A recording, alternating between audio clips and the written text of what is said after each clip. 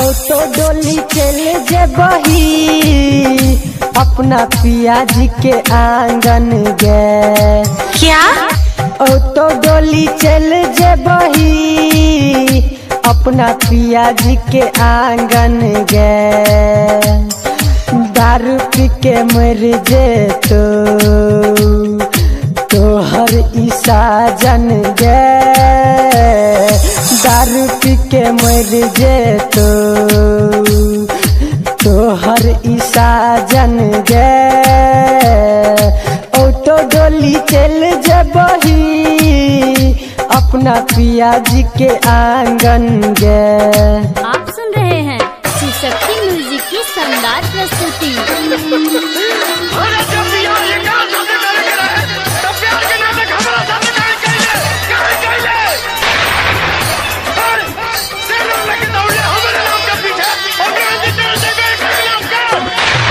चाहे छलियो जान से ज्यादा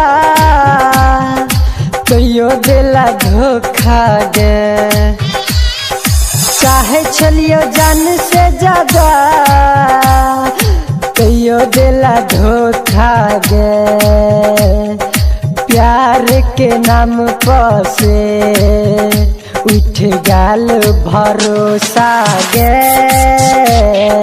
प्यार के नाम पर से उठ गाल भरोसा गे। तो डोली चल जबही अपना पिया जी के आंगन गे। तो डोली चल जबही अपना पिया जी के आंगन गे। दारू पी के मर जेतो तोहर ईसा जन गे। दारू पी के मर जेतो तोहर ईसा जन गे। तो डोली चल जबही अपना पिया जी के आंगन गे।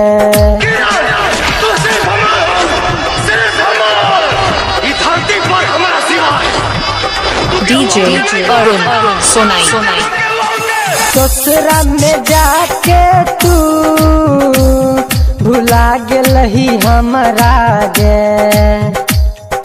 पिया जी के प्यार पाके भुला गेलही हमरा गे। मरे खातिर जहर के शीशी हाथ थमलही गे। मरे खातिर जहर के शीशी हाथ थमलही गे।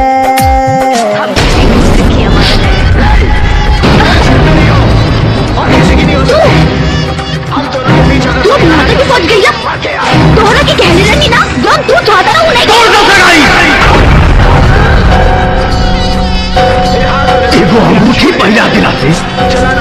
छोरी का चल गेलही कके पागल दीवाना गे। छोरी का चल गेलही कके पागल दीवाना गे। जी नहीं पौतो सदाम सही के दुनिया के ताना गे। जी नहीं पौतो सदाम सही के दुनिया के ताना गे। तो डोली चल जबही अपना पिया जी के आंगन गे।